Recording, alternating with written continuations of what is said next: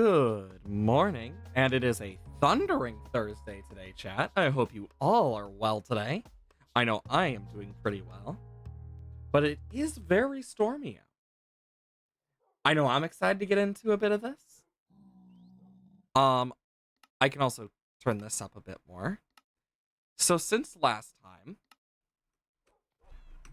actually, I think that might be a little too, like 60 should work.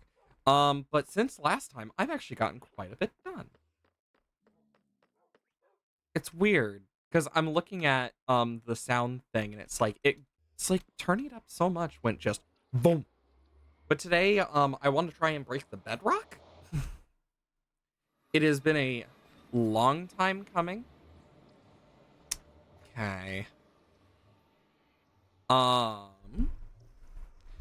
we go. And one of the things we're gonna need to do, of course, is get up to the nether roof. Ow.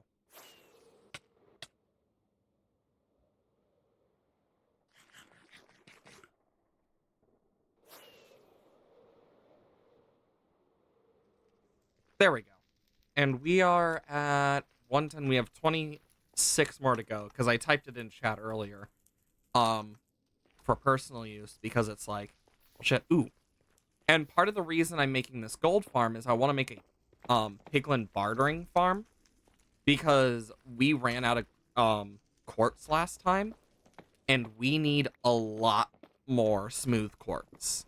And my plan is to set up a auto crafter as well as several different redstone systems. Ow. And from those redstone systems, it'll auto-craft everything into gold ingots that needs to be. For the things that go through, rotten flesh will be sorted out. And what can be smelted will be smelted. If anything isn't smeltable, well, I'll need to figure that out because I need to look at piglin drops again because one of the changes they made, coming up, is piglins have to be killed by the player, but there are ways around that using armor stands. So I might use those a bit if need be, but even then, I don't want it to be a constantly active farm anyway, so it is good to at least take care of this now. Okay. Because up here, F3, and that is a bedrock at 126. There it is. So that's the bedrock we need.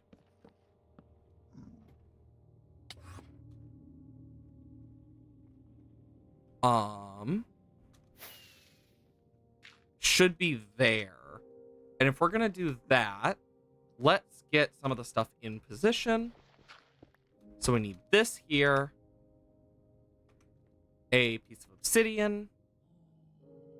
I guess I will use dirt because I don't really have any of the things I need. And then I need 2 TNT, and I'm putting this on. And then I need this. Shit.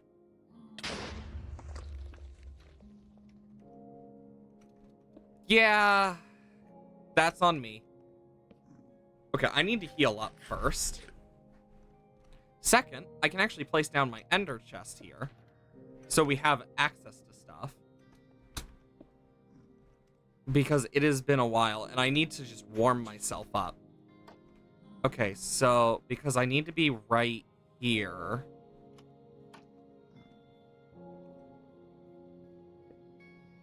So, let's just heat up real quick.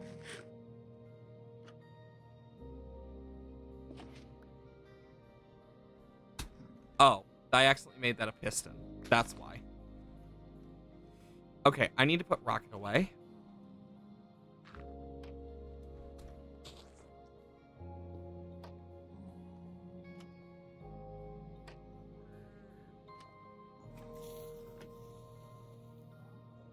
Come on. Damn it.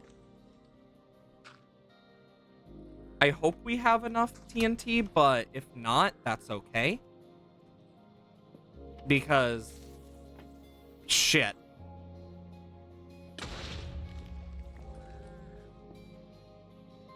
God, I am a mess. I haven't done this in years. Like, that's how long I have been not doing this. Damn it. Okay, controls, keybinds.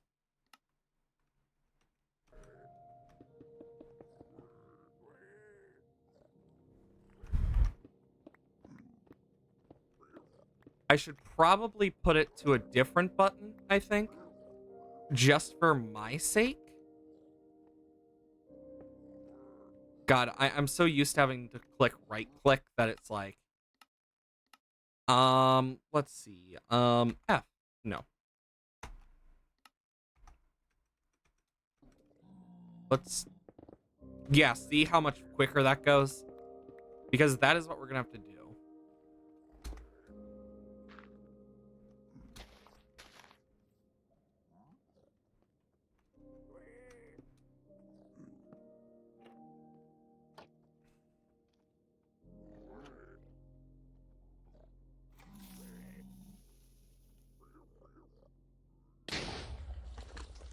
Hell yeah! Controls, keybinds, reset. And now we have a little bit of travel to the top of the nether. And we have obsidian that what I'm gonna do here is... okay, so I need to remember this.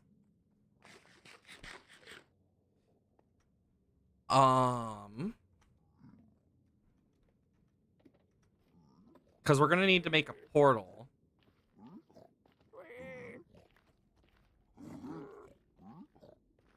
Because I'm not too worried. Yeah, because we're right above this. Fuck! Completely forgot I had that on. Oops. Either way, I'm gonna need to destroy this, but... okay, so I need... 5, negative 83. And then if I get the calculator out, because I know there's,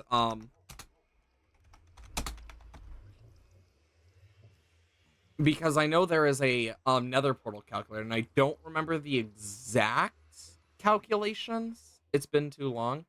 So Y 63 X is 6, and then negative 83 would be x0 negative 11 z. Okay. And I should probably grab a few things I'm gonna need and not need. So I can put these back. As well as these, because I will not need them.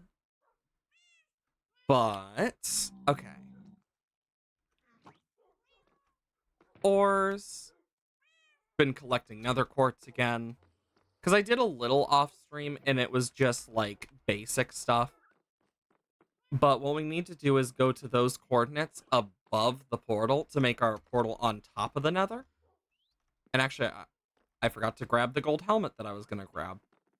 Because it's better than boots. Do I even have any? Cool. Because if I remember correctly, I've not really made a gold farm before. Not in God knows how long, so I'm a bit new still. Okay, so this is gonna break.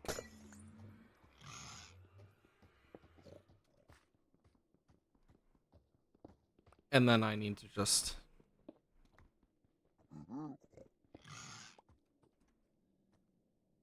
Okay, I need this.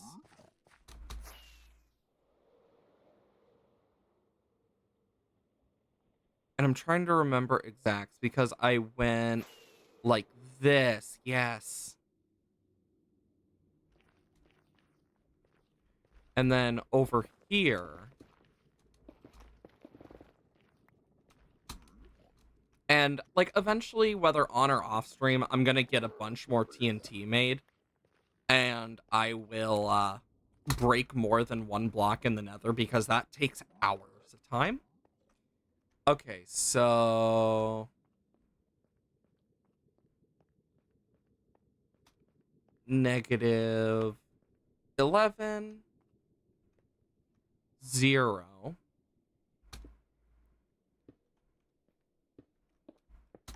Okay, so like right here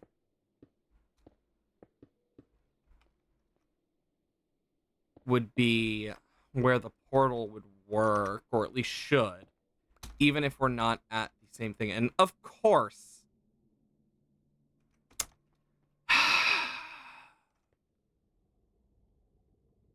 I forgot a flint and steel.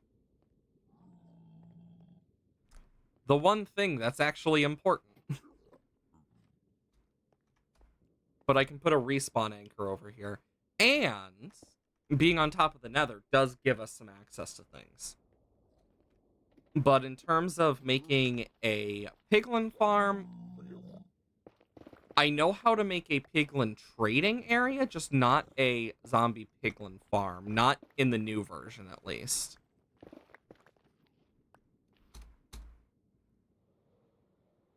And actually, wasn't there gold up there? Yes.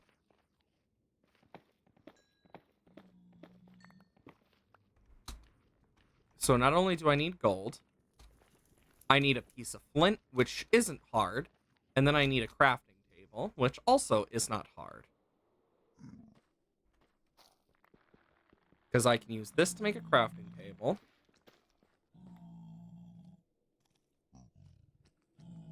And then from here, I can make gold ingots. Okay. And now I need to get enough for an iron bar. Thank God they made it so you can actually get out of the nether if you're stuck. Where did the piglin over here go? Did he jump off the edge or something? The heck? Well, might as well do this as well. Okay. Then we have more gold if necessary. Because I'd rather have extra gold than no gold. And ay. Actually, what I'm going to do, I can turn off the music real quick and, because I didn't really think about it until just now because there's no music in the nether and we're going to be in here a lot. I can just, keep this low. Bit loud, though, in terms of stuff.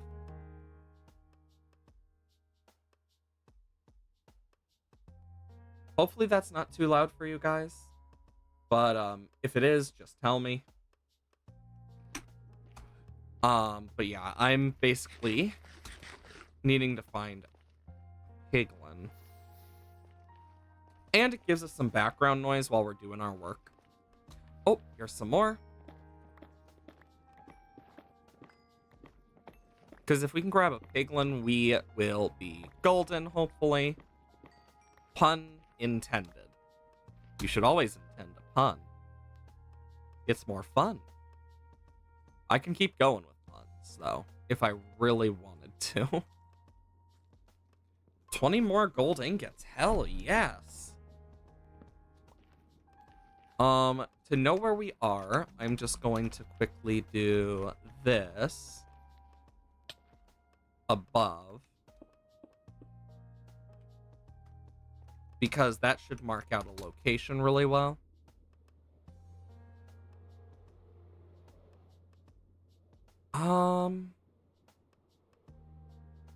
Came down here.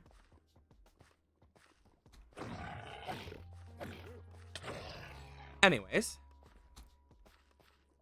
Ay. Okay. Because, boom, flint. Where's that piglin? Because now I just need to give a piglin something. And what I'm going to have to do is... God, it's all the mods all over again. Oh no, we need to find turtle eggs. It's all the mods all over again. We need to find the eggs of turtles. Or I need to bring a bow every time I use this. / hope that there's always something close. And one of those makes it basically automatic. And that's the turtle eggs. Okay. Okay. And boom. Obsidian, not what I wanted, but still nice. Fire charge, that actually works perfectly.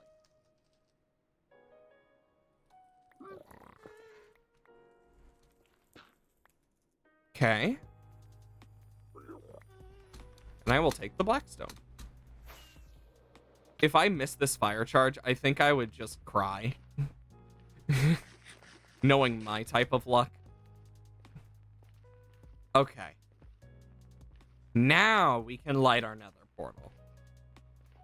Because to get piglins up here, we'd need to make a spawnable platform for them. And there's only one mob that spawns on, like, magma, and that's zombie piglins. So, let's make sure this links up. Okay, go back through. Fingers crossed. Yeah! Woohoo! Okay. Now, got a bunch more to worry about.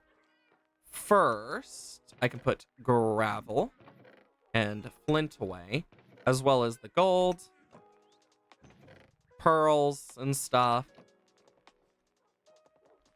Because blackstone is up here. That's obsidian. Dirt is my scaffolding block right now. Soon to be netherrack, jeez. Obsidian. Ladders are an other. Where am I in terms of magma? Yikes. Okay, so magma is the next thing we need to work on. Because I do remember gold farm designs. If I can... I don't remember the exact names. Because if I did, I would tell you. Gold farm Minecraft. Because if I can bring up an image real quick.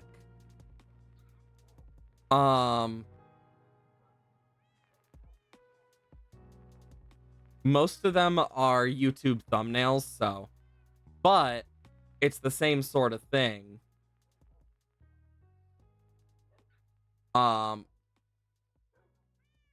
Save image. Boom. And I can kind of show this off then.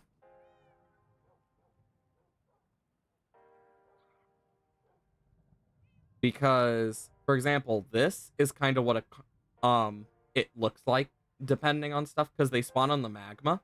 And then you have to make non-spawnable blocks, like the wart blocks, going to a middle chamber.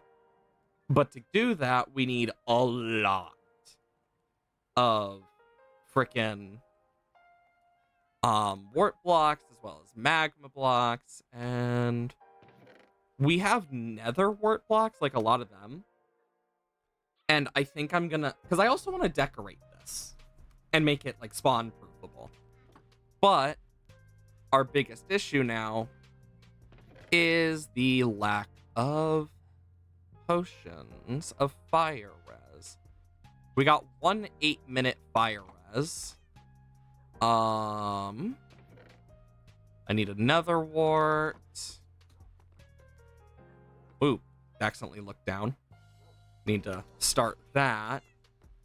If I remember, fire resistance comes from magma cream? I might be misremembering. It's been a long ass time. Because I don't make potions a lot anymore. Like, I remember a good chunk of them, like carrots and spider eyes, etc. Like, I know what they're used for, but I don't remember all of them all the time. And okay, good. I did remember it correctly. I'm glad I'm at least remembering stuff somewhat. Okay,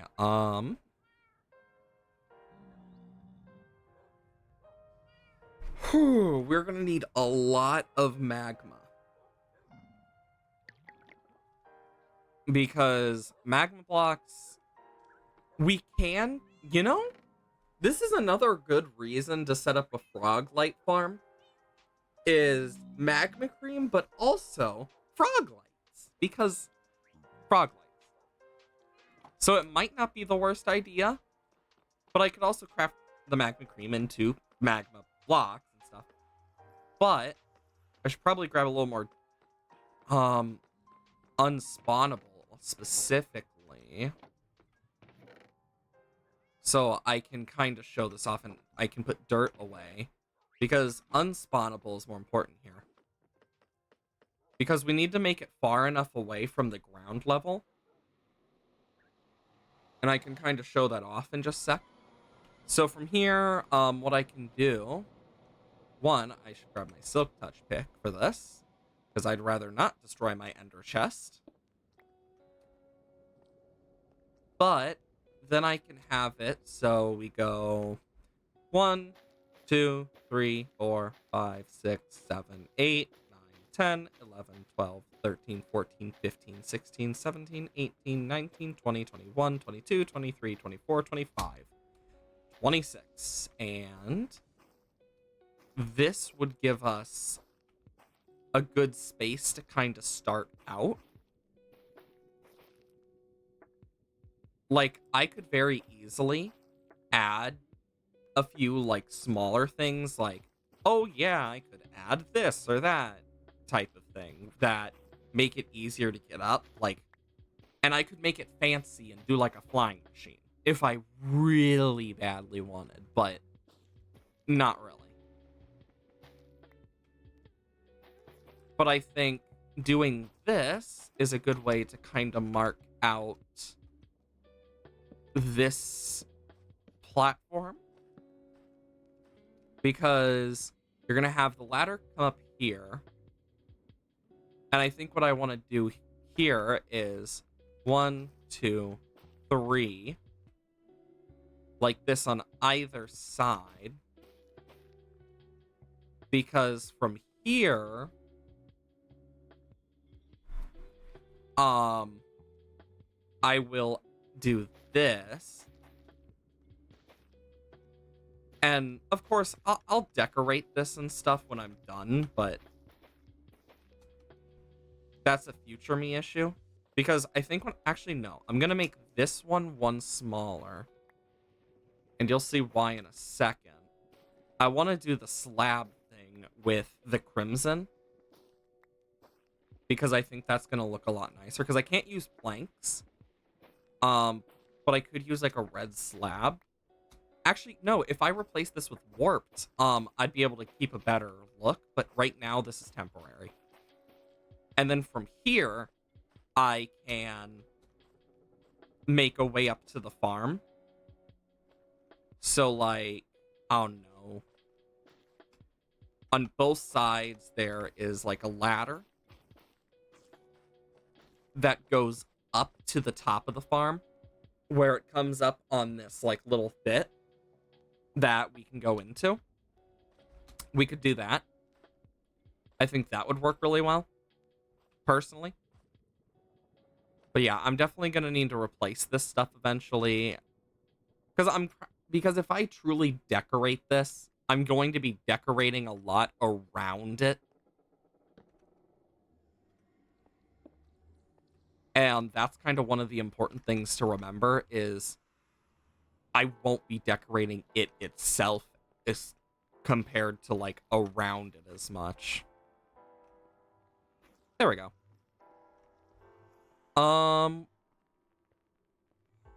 This is the other issue. The hole. There we go. Issue fixed. Okay, let's go get a bunch of magma. Because I know a few places there is a lot of magma. Because if you remember my netherite mine, where I've been mining netherite, I have several floors here, but got lava. And then if I come down here, for example, you'll see more stuff, but there should be magma in some of these areas, if I remember correctly. And quartz, which is another thing we do need a lot of, because that's one of the pluses we get for making this type of farm, as well as access to all sorts of blackstone, soul sand, gravel, arrows, etc. So like we get full access to whatever we need from it. Because if I remember,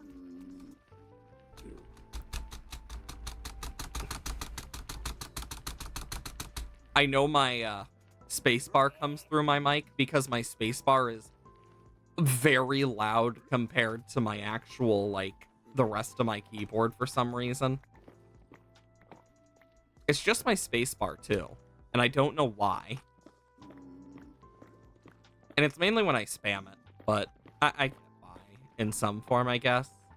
Probably because spamming doesn't help, but even then, still is annoying. Can I do this? And then I can do this.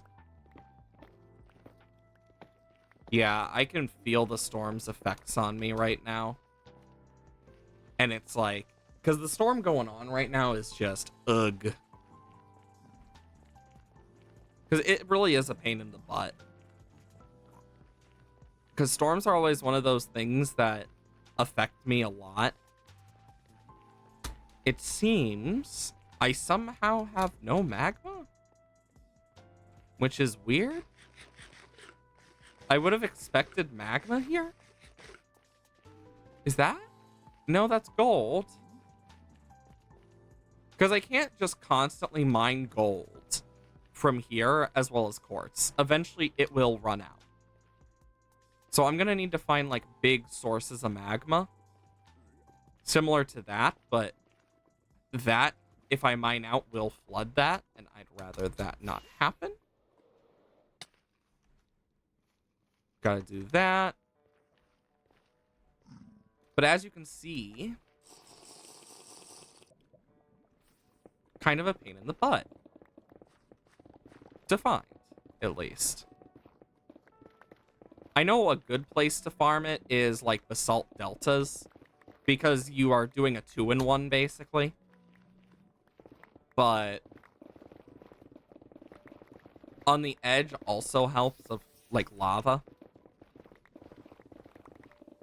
Okay. We just need a lot of magma. And what I'm gonna do here is this, so we get as much as we can.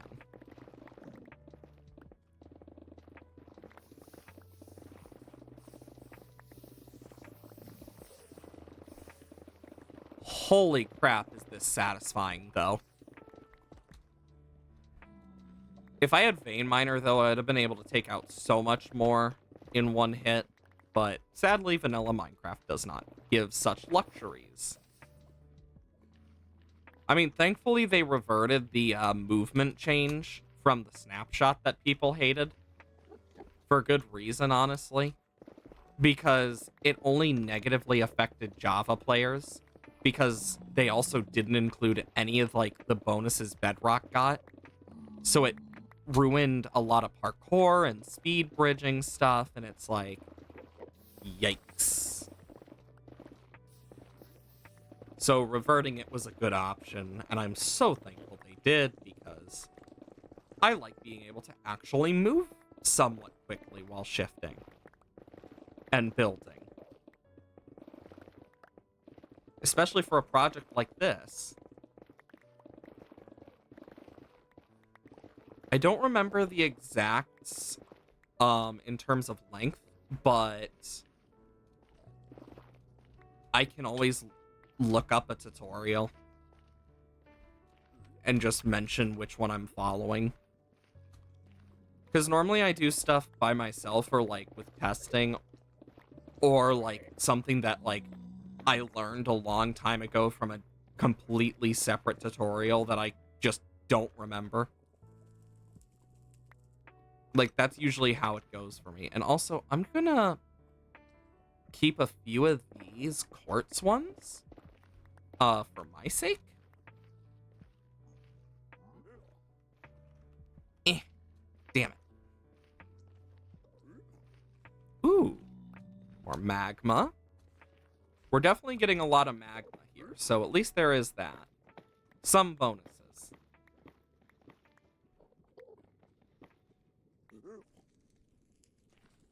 Okay, then I can do this. Perfect. Of course, I am still going to be on fire, but sacrifices must be made, I guess. Okay. Let's go grab into another. Because I know the fire resistance also gives you resistance to the magma blocks, which is super nice. Yeah, that's just under lava. We won't be able to collect it. But over here, on the other hand, we might.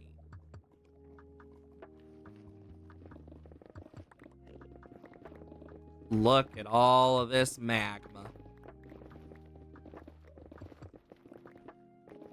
I do like myself some magma, that's for sure. Okay. And boom. Just quickly mining away stuff so it doesn't flow into like a really dangerous amount of levels that just ruins all my collection. Damn, we are getting a lot. I don't even know if this will be enough is the thing. That's the weird part of it all. For all I know, this might not even be enough. It depends how many layers we want to do. Like, I'm probably going to do like 4 or 5 layers. And it has to be 2 blocks tall. And then we're going to need to put something to stop gas spawns on the top. We could do glass. We could do slabs. Because I know how gas works, at least. Because we can make a gas farm on the roof of the nether. I've done that before. And I'm quite sure they still spawn the same. I don't think their spawn has changed since early days. Like, their spawn has been relatively the same, if not like tiny things like, oh yeah, now it can also spawn in this biome and this biome. Like, oh wow. Additions of biomes, and it spawns in all of them, basically. Such a difference. Okay, where are we at? Still need more. The rest of that's kind of attached to lava, which is a big worry. And you know what? I'm gonna need a hoe to do this quicker, but this at least gets us some right now. Like, I literally just put on the lo-fi stuff from start of stream Like, I just put on the rest of that playlist. Because I have a full playlist I use for streams that has all the stuff from the Christmas music that I use to the Halloween music I use, and more. And boom. Yeah, that's going to be a pain to mine if I keep mining it. Yeah, I definitely want a hoe to make it easier.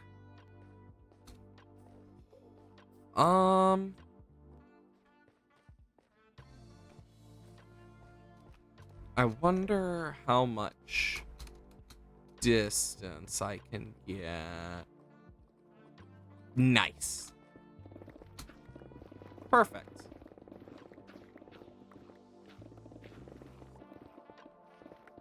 Because this matters.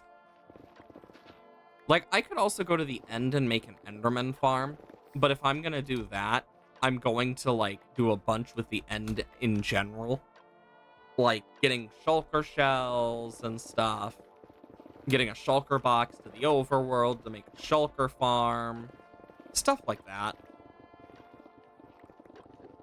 It would be very good to do. And do that.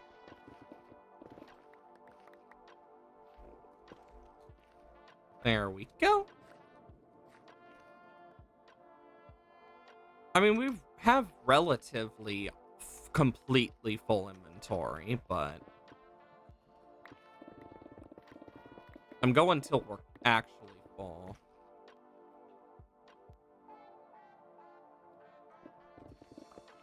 And then I'm going to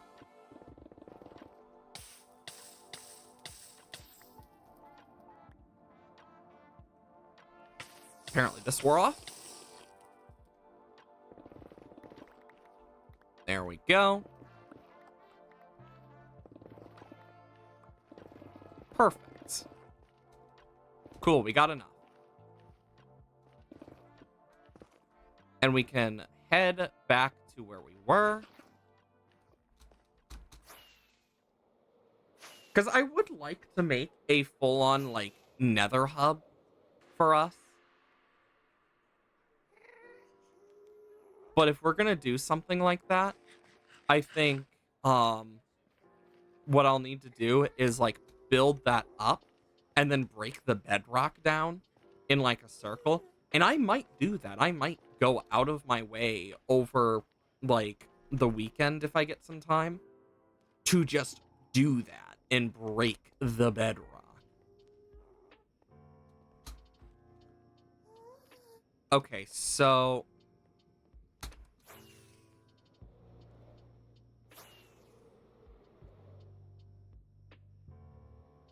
you know what? Before we even go up there, let's go in here, because I am going to want to make sure I do a gold farm correctly too, because that is one of my biggest worries, is doing it wrong. Of course, like, I could go from memory and just pray to God that it goes correctly. Like, I could pray to the Lord. Go full crazy there. But good chance doesn't go too well. Doesn't mean I won't try, though. Because if I am to... I'm gonna want these for now. But if I'm gonna do a gold farm...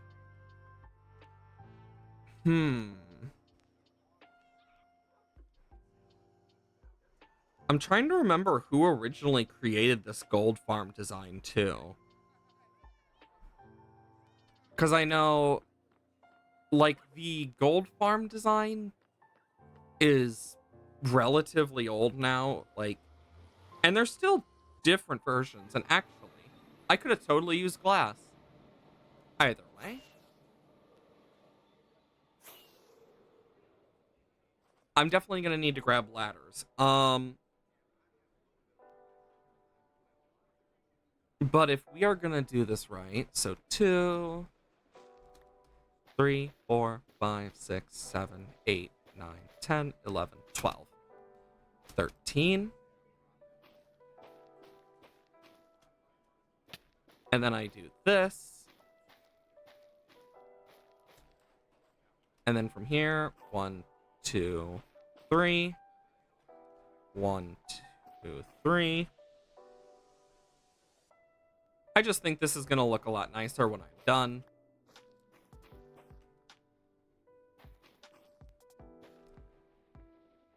There we go.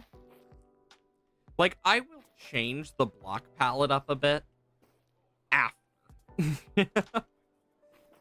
Because I think what I'm going to try and do here is keep it kind of like this. So, like, we got a nice, like, somewhat circular design that's, like, nicer looking over, like, oh god, what is this type? But it's gonna take time and effort that we will need to spend a lot of time on. Because what we could do is we could do the square one that drops it on, or we could do the circle one, which is the most efficient. And if we are to do, because I'm trying to remember, I think it was Il Mango, actually, because I'm thinking about it right now. And I know to do a farm like this, you need a lot of space, because this is going to be the floor level, I guess. And it's going to need to be, yeah.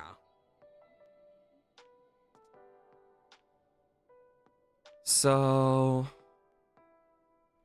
I'm trying to think, because if we're going to need multiple layers, we're going to have to go boom, boom, boom, etc., and then break, break. And we're going to have to do a circular pattern. But to do that circular pattern, I'm just trying to think how many it was. I'm going to check this. Sorry. This is supposed to be quite a bit. Oh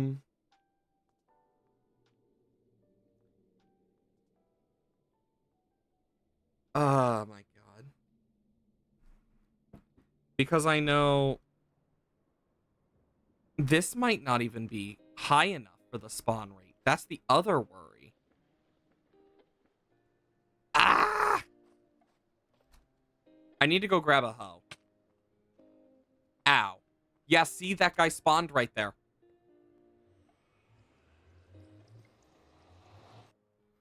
So we definitely aren't high enough. Because the limit is 70 to 72 mobs, if I remember correctly. So if we're going to do this right, we're going to need to play this smart. And I am going to need a lot of ladders. And I mean a lot of ladders.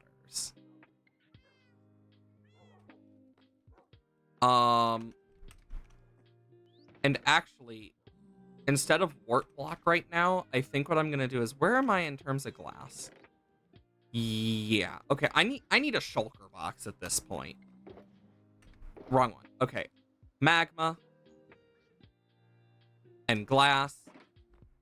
We need glass. And a lot of it. Okay. This might not even be enough, but I don't got a lot more.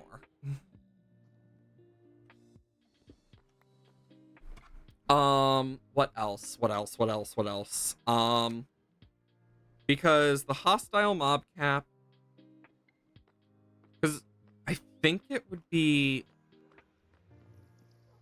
because the spawn limit is 25, so we should probably, because I'm just thinking about it, because it goes up to 25.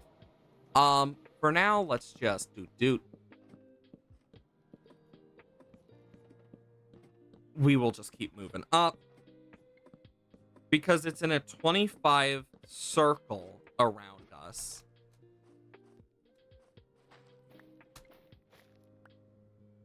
I definitely could use efficiency 5, but not much I can do. For now, I am just gonna do this. But we need to maximize our spawn space. And this isn't gonna do it. So for now, I need to do this.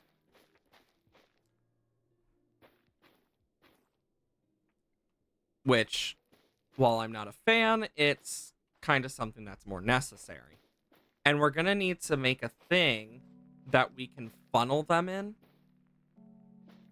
Because if we can funnel them, then boom, no need to worry anymore. God bless it.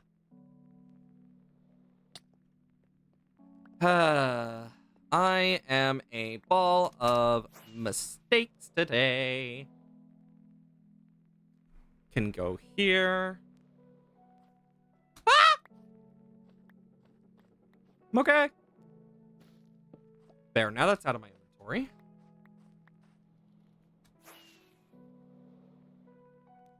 Okay. Now. There we go. Then I can do this. Completely clear this up. Do this.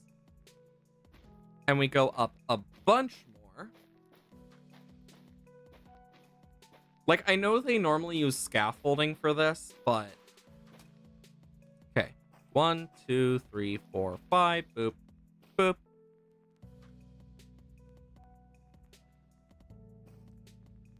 Two, three, 1, 2. So yeah, actually it should be here because... Yeah, like this. Okay. So this is the middle of the farm. And then it needs to go... Because we need to have the drop chamber here. Which will be like this. Then we need 1, 2, 3. High. Should work. Then we go 4.